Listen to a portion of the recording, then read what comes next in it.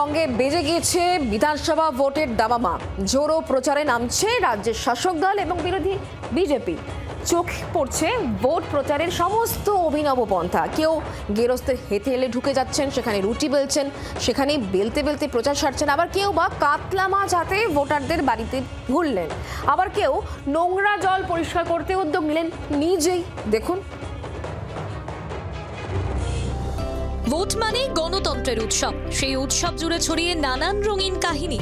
প্রচারের মাঝে সাধারণ মানুষের মন জয়ের চেষ্টা প্রার্থীদের। গৃহস্থের হেসেলে ঢুকে রুটি বেলতে বেলতেই ভোট চাইলেন পরশুরার তৃণমূল প্রার্থী পার্থ হাজারি। সকাল সকাল ভোট প্রচারে বেরিয়ে বাড়ি বাড়ি ঘুরে জনসংযোগ করেন। প্রবীণ ভোটারদের থেকে আশীর্বাদও নেন। প্রচারের মাঝেই এক ভোটারের বাড়িতে ঢু মারেন পার্থ। হাতে তুলে নেন বেলন চাকি। রুটি বেলে তাওয়ায় সেঁকে ভোটারের সঙ্গে কোলাকুলি সেরে বেরোন। আমি একটা রুটি করলাম, আবার একটা রুটি বেলে আবার রুটিটা আবার দিলাম তাওয়ায় দিয়ে আমি দুখানা রুটি করলাম। ভালো লাগছিল, দিদিভাইও খুব আনন্দ পেল।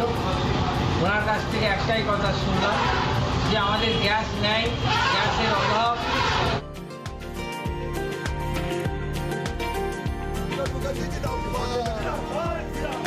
অভিনব কৌশলে ভোট প্রচারে পিছিয়ে থাকলেন না বিজেপি প্রার্থী। হাতে কাতলা মাছ নিয়ে প্রচার সারলেন বিধাননগরের বিজেপি প্রার্থী শারদ মুখোপাধ্যায়। বিরোধীদের বার্তা পাঠাতেই ভোট প্রচারের এই কৌশল বলে জানাচ্ছেন শারদ।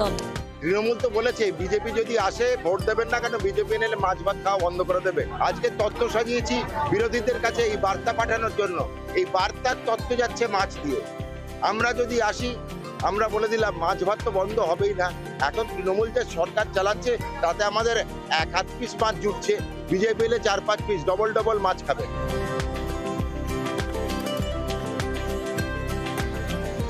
অল্প বৃষ্টিতেই আরামবাগ মেডিকেল কলেজের সামনে জমেছে নোংরা জল। নোংরা জল পার করেই যাতায়াত করছেন সাধারণ মানুষ। দলীয় প্রচারে নেমে এই নোংরা জল পরিষ্কারের উদ্যোগ নিলেন বাম প্রার্থী বিথিকা পণ্ডিত।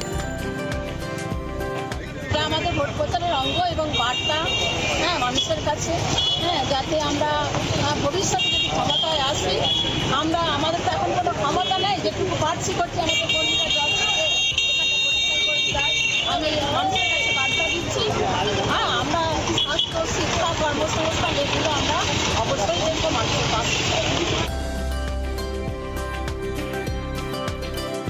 শনিবার ভোট প্রচারে বেরিয়ে নাপিতের ভূমিকায় বিজেপি প্রার্থী। কাঁচি হাতে তুলে এক ভোটারের দাড়ি কামাতে দেখা গেল দুবরাজপুরের বিজেপি প্রার্থী অনুপ কুমার সাহাকে। ভোট বড় পালাই। ভোটারের মন পেতে কত কি যে করতে হয়। সকাল থেকে বাড়ি বাড়ি দৌড়, জনসংযোগ। কে কত মাটির কাছাকাছি পৌঁছতে পারেন তাই নিয়ে চলছে এখন অলিখিত কম্পিটিশন। ব্যুরো রিপোর্ট, জি 24 ঘন্টা।